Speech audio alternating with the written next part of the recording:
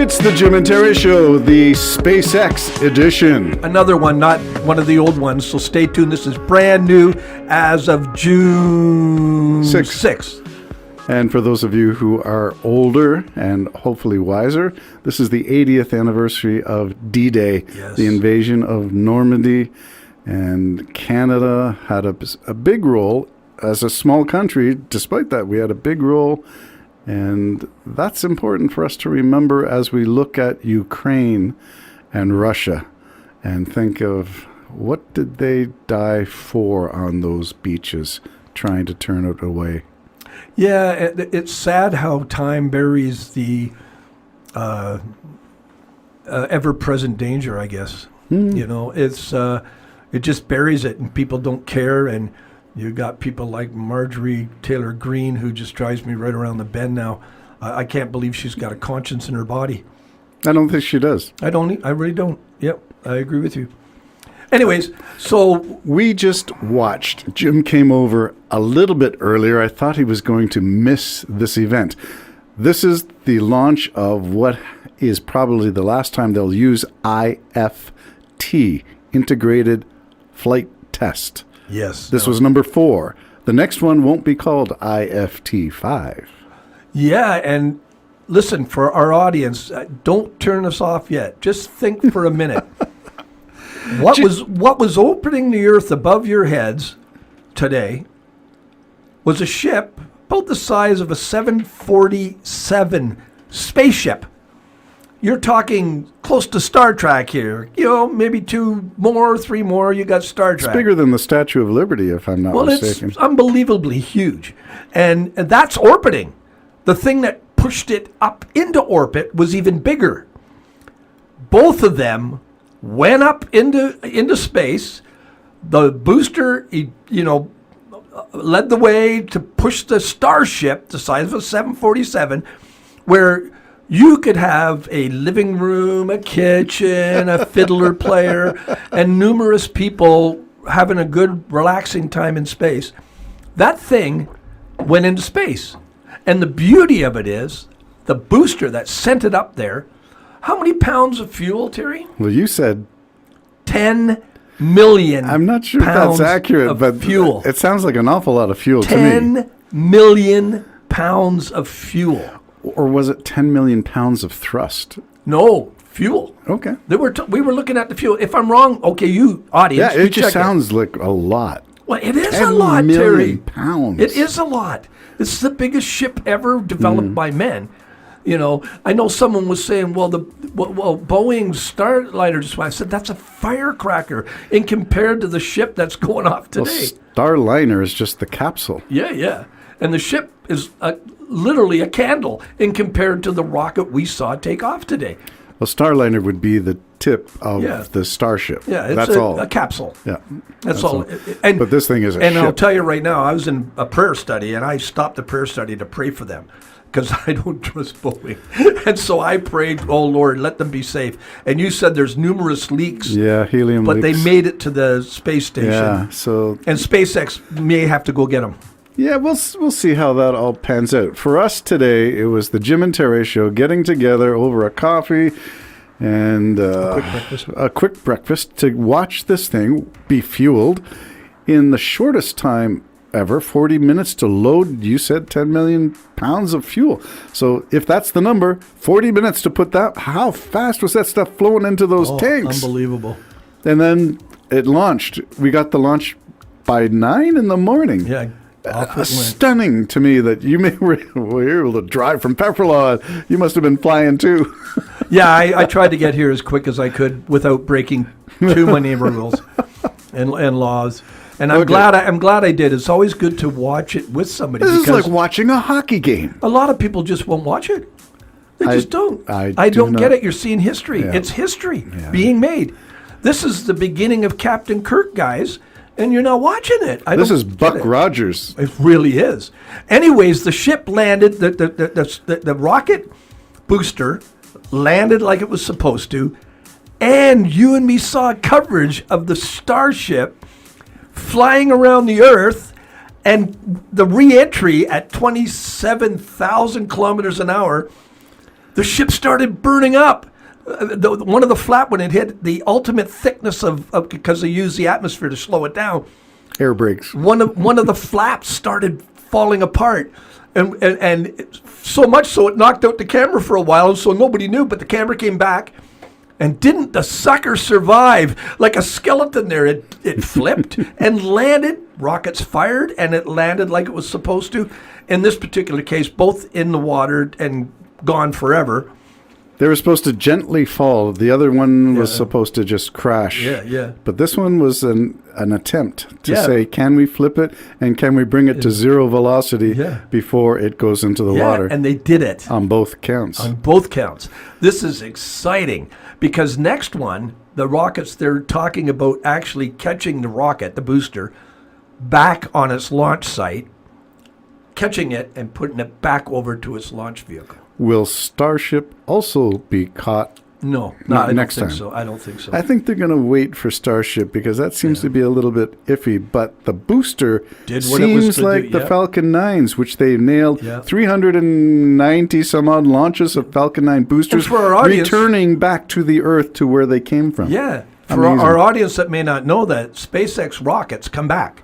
Yeah. So if you're thinking, oh man, they're dropping them in the ocean, for now they are. All other companies are dropping them in the ocean All the time. all the time. SpaceX, this big Starship, which can take 100 astronauts at a shot, this is going to be reusable. Not only reusable, rapid reusable. In other words, they're expecting to at least be able to take the same ship, launch it twice in one day.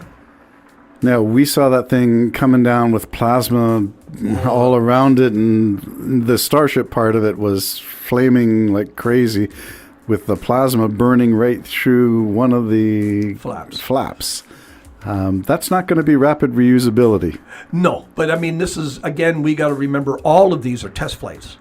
This is how SpaceX does it. I agree with their way of doing it because you take that Boeing Skyliner, how long was that Starliner? What is it, Skyliner? What? Starliner. How long was that in the making? That was 10 years, and I forget. And it's still not working. And it's still not working. Yeah. And so SpaceX takes it up and says, we'll find out what goes wrong, and we'll find out what goes right. And again, safety, folks. It has to go through the FCC, FAA, whatever it is, Federal Aviation Association or whatever. Has to go through them. They have to be cleared to fly. So soon, like within probably a year, it's all going to be reusable. Nothing's going to go into the water. Nothing's going to go to waste. And you'll be able to use that, rent that rocket for less than you can rent a Falcon 9. I think he was talking less than $1 million. A launch. A launch. That's unbelievable, Terry. How many billions does it take to launch the Boeing Skyliner? Yeah, we lost track of the billions. Billions. Yeah, it was Bill one with of a B. NASA's worst decisions. Yes. Because they're using Atlas technology, which was the Saturn V. Yeah. 1960s technology to get that thing up. Yeah, I'm not sure about that as an investment choice, but they wanted a backup plan. They wanted a backup They didn't want to plan. have it all, the eggs in the SpaceX basket. Yeah. And not because they don't trust SpaceX, but in case something goes wrong. Right, because SpaceX is prototyping. Yeah. So we got to remember. But their Dragon, they said the astronauts that fly in the Dragon say it's luxury. on Starliner top looked of its pretty own. good if you ever saw the It interior. did look pretty good, except that we were really on edge, and now you said it's got a number of leaks. Yeah. But they got there safely, and that's good. They may not be able to get back in it. They may just make it. Now there's a burn in. next generation spacesuit used in Starliner too. Like they were fairly not quite the astronaut spacesuit that we used to see, but it was a heavier duty gear than Crew Dragon.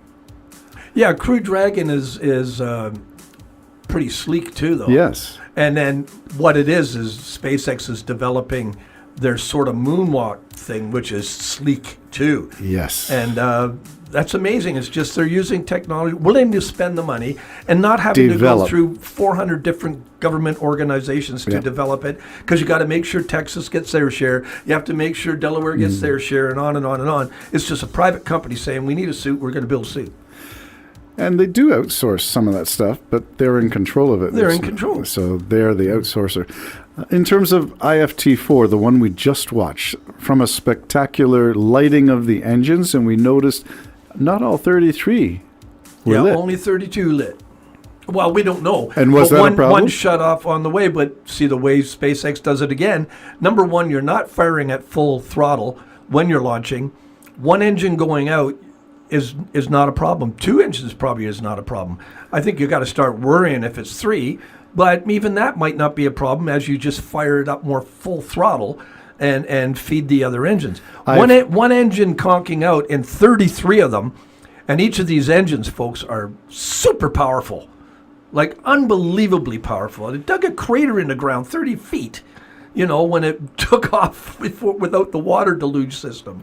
So we've seen a lot of changes in the iteration process between the first integrated flight test 1, 2, 3 had all 33 engines go up. The other ones did not. So they reached success with flight 3. This is flight 4. Only one engine went out, and they could still compensate. And not only that, they're developing another engine. And if you looked at it, you go, where's all the parts? All the parts are integrated inside it. Yes. So they're not going to be blocking and knocking out. So that's the next generation, folks, and it looks sleek and yet more powerful than what we're seeing. If you saw the first Raptor, it was spaghetti.